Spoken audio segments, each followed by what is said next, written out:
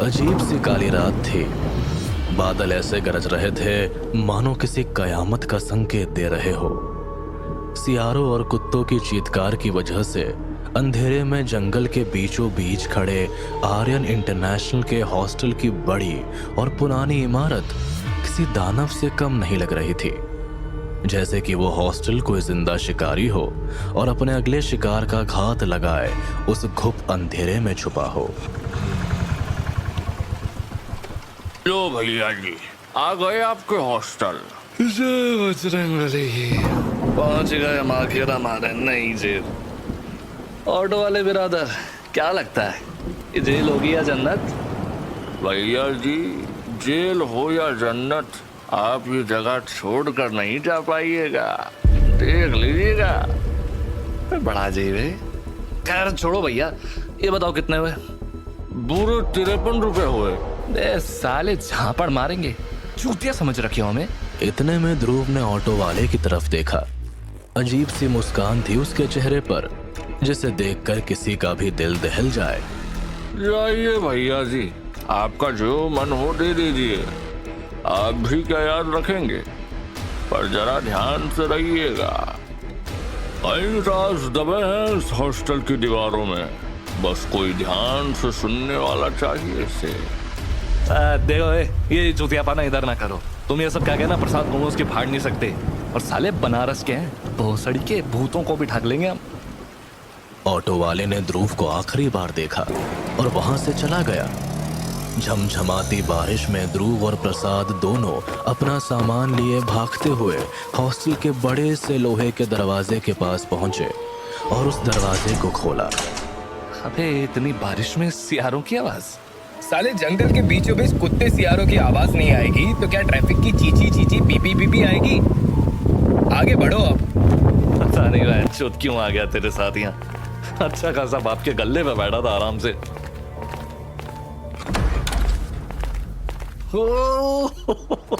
इतना बड़ा हॉस्टल, गलती हो गई भाई, माफ कर दे। यहाँ तो क्या कुछ नहीं हो सकता बेटे ध्रुव। साले हमेशा तेरा blood flow below the belt ही होता है क्या? चल अब वार्डन को ढूंढते हैं जल्दी।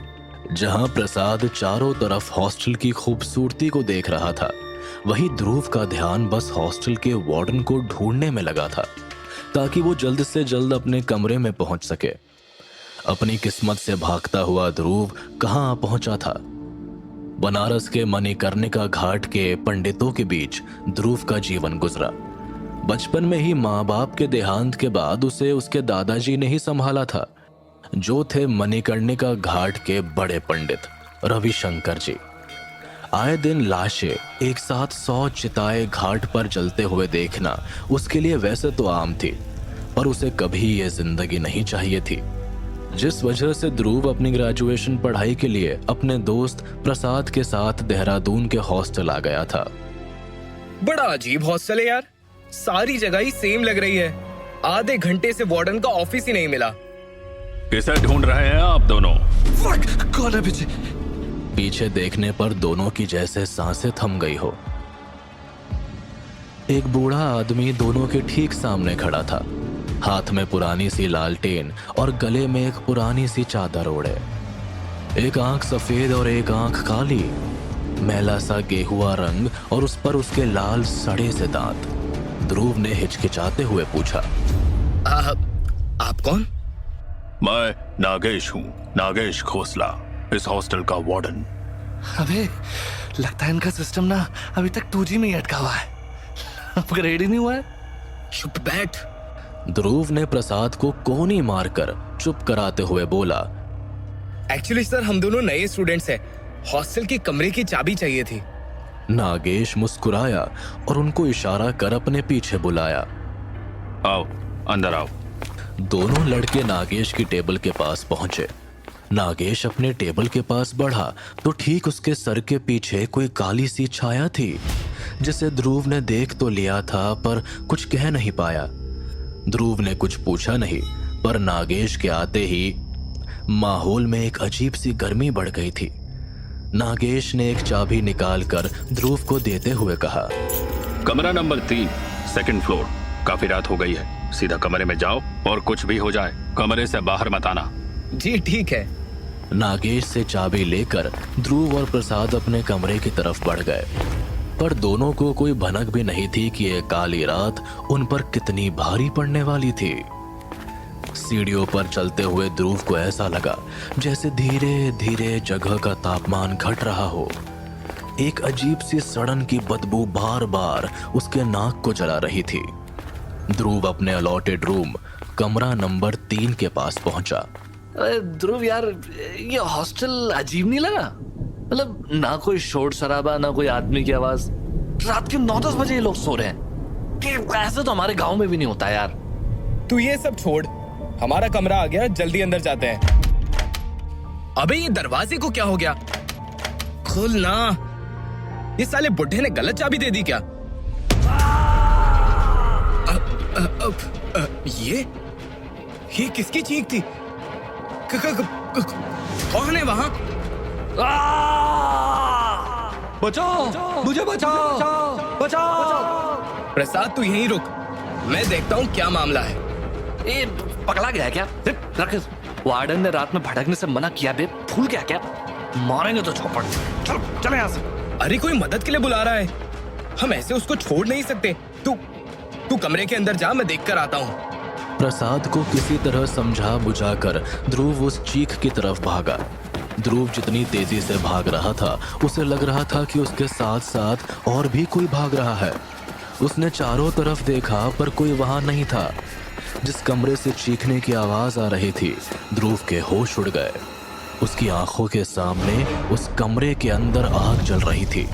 अंदर बंद एक आदमी चीख रहा था कि कोई उसे बचा ले। तुम फिक्र मत करो, मैं अभी दरवाजा खोलता हूँ। ध्रुव ने वो दरवाजा खोलने की कोशिश की, पर उस कमरे के दरवाजे का हैंडल भी इतना गर्म था कि ध्रुव के हाथ जल गए। उसने आसपास देखा और वहां उसे एक रॉड दिखी। ध्रुव ने आव देखा ना ताब, उसने तुरंत रॉड से कमरा नंबर 13 के हैंडल पर तेजी से मारना शुरू किया। ये इस कमरे से तो अभी किसी की चिल्लाने की आवाज आ रही थी। यहाँ तो आग लगी थी। फिर ये कमरे में सिर्फ सन्नाटा था। ध्रुव को लगा जैसे उसने खुली आंखों से कोई बुरा सपना देखा हो। ध्रुव पीछे मुड़कर निकलने ही वाला था कि तभी कमरा नंबर 13 का दरवाजा अपने आप बंद हो गया। ध्रुव ने कई बार लात घूंसे मारे, दरवाजा तोड़ने की कोशिश की, पर जैसे दरवाजे को किसी ने बाहर से बंद कर दिया था। लेकिन जिस हॉस्टल में इंसान की परछाई तक नजर नहीं आ रही थी, वहां कैसे कोई बाहर से दरवाजा बंद कर सकता है? मुझे अकेला क्यों छोड़ा ध्रुव? पीछे से प्रसाद की आवाज सुनाई दी तो ध्रुव तुरंत उसकी तरफ मुड़ा। जैसे ही उसने प्रसाद को देखा, उसकी सांसें थम सी गई। कमरा नंबर 13 में बाहर से कड़कती हुई बिजली की रोशनी की वजह से हल्की सी रोशनी प्रसाद के चेहरे पर पड़ी। आंखें अंगारों की तरह लाल, पूरे चेहरे पर चीरे हुए निशान। उसकी दाएं और बाएं तरफ 2 ऑपरेशन टेबल थे, जहां 2 लड़के बेसुध से सोए हुए थे। प्रसाद की आंखों को देखकर डरते हुए ध्रुव ने पूछा, प्रसाद, तुझे क्या हुआ और तू अंदर कैसे आया? जैसे ही ध्रुव ने प्रसाद को हाथ लगाया, उसे लगा उसने बर्फ छू ली हो। अबे तुमको क्या हुआ? तुम्हारा शरीर इतना ठंडा कैसे पड़ गया? ध्रुव ने डरते हुए प्रसाद की तरफ देखा तो प्रसाद अकेला नहीं था। उसके पीछे सैकड़ों की तादाद में कई जले हुए लोग थे। उनका पूरा शरीर जल चुका था और उनकी आंखों से लाल खून की धारा बहे जा रही थी। बाहर से गड़गड़ाती हुई बिजली में एक पल के लिए ध्रुव ने एक साथ इतनी सारी आत्माओं को देखा तो जैसे उसे झटका सा लग गया हो। उन आत्माओं ने एक ही तरह के अजीब से सफेद कपड़े पहने हुए थे। गले के पास से सर के पीछे तक जाते हुए टांकों के निशान सब में बिल्कुल एक समान था। ध्रुव समझ नहीं पा रहा था कि आखिर हो क्या रहा है। तभी उन सारी आत्माओं के पीछे से एक आवाज आई, डरावनी सी आवाज, ऐसी जो इस दुनिया के लोगों से परे हो। मैंने कहा था ना, रात को हॉस्टल में ज्यादा देर तक मत घूमना। उन आत्माओं के बीच से वार्डन नागेश बाहर आए। वो ठीक प्रसाद और उन 2 लड़कों के साथ खड़े हो गए।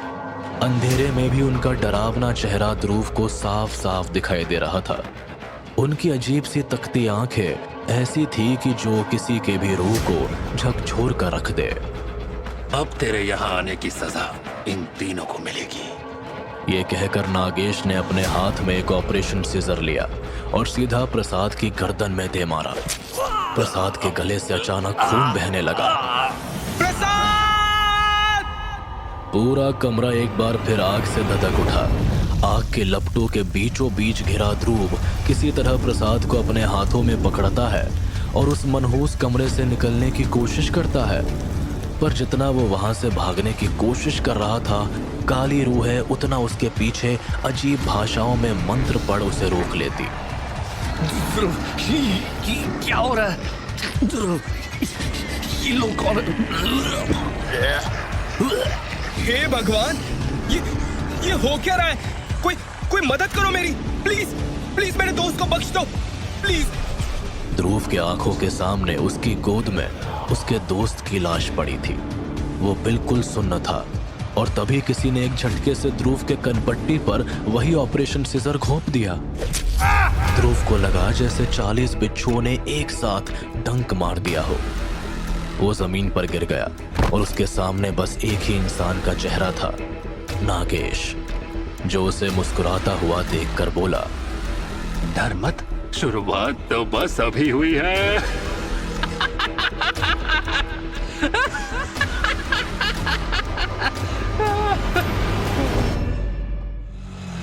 ऑटो के एक झटके से रुकते ही ध्रुव की अचानक से आंखें खुली। वो बौखला के अपनी सीट पर उठने को हुआ कि तभी उसके कानों में ऑटो वाले और प्रसाद की आवाज गूंजी। बे साले झापड़ मारेंगे, चूतिया समझ रखे हो हमें। प्रसाद को वहां देखकर ध्रुव ने तुरंत प्रसाद को गले लगा लिया। दिन का माहौल था, सब कुछ बिल्कुल ठीक था, पर ध्रुव अभी भी नहीं समझ पा रहा था कि आखिर उसे ये सारी चीजें क्यों दिख रही थी, ये बुरे सपने क्यों परेशान कर रहे थे। ध्रुव ये सब सोच ही रहा था कि तभी उसे अपने सवालों का सारा जवाब हॉस्टल के गेट से निकलता हुआ दिखाई दिया और उसके हाथ पांव ठंडे पड़ गए।